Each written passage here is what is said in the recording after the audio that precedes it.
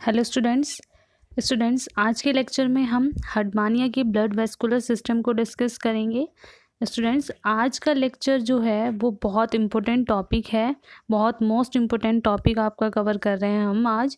हर्टमानिया का blood vascular system every year exam में ये क्वेश्चंस आता है, तो स्टार्ट करते हैं। स्टूडेंट्स हर्टमानिया के ब्लड वेस्कुलर सिस्टम में हम क्या क्या डिस्कस करेंगे। फर्स्ट हार्ट, सेकंड ब्लड और थर्ड है आपका ब्लड वेसल्स। तो स्टूडेंट्स सबसे पहले हम हार्ट डिस्कस करते हैं। यूरोकोडेट्स के जर्नल कैरेक्टर में हमने डिस्कस किया था कि इनमें हार्ट जो है वो प्रेजेंट होता है, राइट स्टूडेंट्स।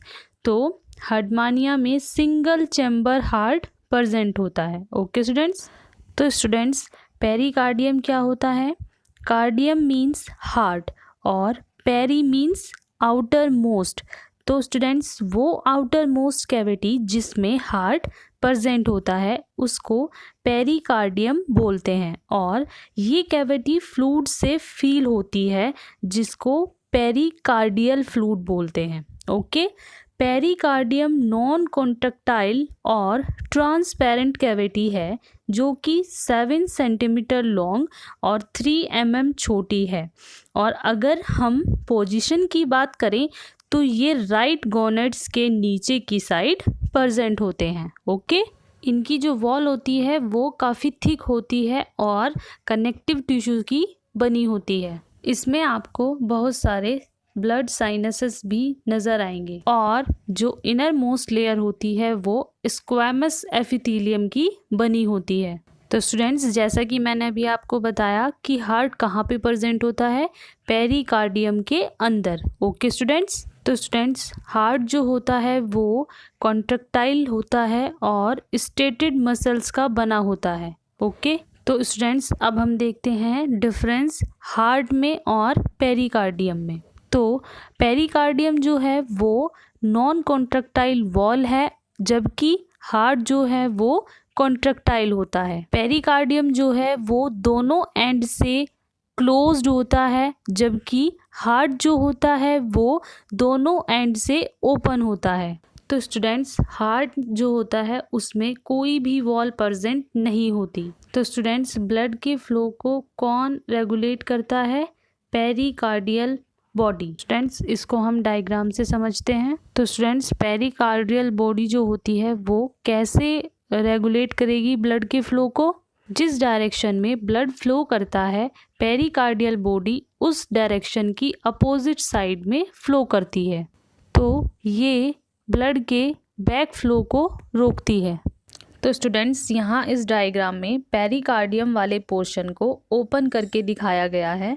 यहाँ पेरिकार्डियम कैविटी के अंदर हार्ट प्रेजेंट है और हार्ट से एक लार्ज ब्लड वेसल्स निकलती है जिसको वेंट्रल आरोटा बोलते हैं, और उससे एक ब्लड वेसल्स टेस्ट को ब्लड सप्लाई करती है जिसको सब एंडोस्टाइलर टेस्ट वेसल्स बोलते हैं। स्टूडेंट्स इस डायग्राम में ट्रांसफर सेक्शन दिखाया गया है पेरिकार्डियम का जिसमें हार्ट प्रेजेंट है। तो स्टूडेंट्स ये जो हार्ट है ये मस्कुलर लेयर से कवर्ड होता है। इनकी जो मसल्स होती हैं वो स्ट्रेटेड टाइप की होती हैं। क्यों? क्योंकि इनका जो फंक्शन होता है वो हार्ट को कॉन्ट्रैक्ट करने का होता है। तो स्टूडेंट्स यहाँ पर आपको एक कनेक्टिव फ्लैप नज़र आ रहा होगा। इसका क्या फंक्शन होता है? ये हार्ट को कनेक्ट करता है पेरिकार्डियम वॉल से। तो स्टूडेंट्स अब हार्ट के बाद हम स्टडी करते हैं ब्लड वेसल्स की। तो स्टूडेंट्स ब्लड वेसल्स के अरेंजमेंट को समझने के लिए जो हमने पिछला लेक्चर किया था डाइजेस्टिव सिस्टम का, वो आपको अच्छे से देखना होगा, नहीं तो आपको ये वीडियो जो है समझ में नहीं आएगी। ओके। हमने वहाँ पे बॉडी पोजीशन के बारे में डिस्कस किया था। स्टूडेंट्स आपको पता होनी चाहिए कि किस तरीके से बॉडी पोजीशंस जो है अरेंज होती है, किस तरीके से उनका फंक्शन होता है। ब्लड वेसल्स को समझने के लिए ये पॉइंट्स आपको समझने ज़रूरी हैं। Okay students. तो स्टूडेंट्स हर्टमानिया में 4 टाइप की ब्लड वेसल्स प्रेजेंट होती हैं। कौन कौन सी? Ventral aorta, dorsal aorta, brachial visceral vessels aorta, fourth है कार्डियल विसरल वेसल्स। तो अब 1 बाय 1 हम इनको डिस्कस करते हैं। फर्स्ट हम वेंट्रल आरोटा का डिस्कस करेंगे। तो हम इसको डायग्राम से समझते हैं। जैसा कि हमें मालूम है कि ये इसकी वेंट्रल साइड है और ये डॉर्सल साइड है और ये इसका एंटीरियर एंड है और ये पोस्टीरियर एंड। ये हमने डाइजेस्टिव सिस्टम वाली जो वीडियो थी वहाँ डिस्कस किया था। ओके, तो अब हम देखते हैं कि ब्लड वेसल्स किस तरीके से अरेंज्ड होती हैं।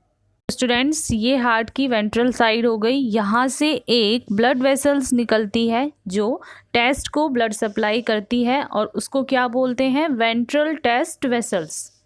वेंट्रल साइड से एक और लार्ज ब्लड वेसल्स निकलती है जो कि ऊपर की साइड जा रही है एंटीरियर साइड में। उसको एंटीरियर ब्रांचो वेंट्रल आरोटा बोलते हैं।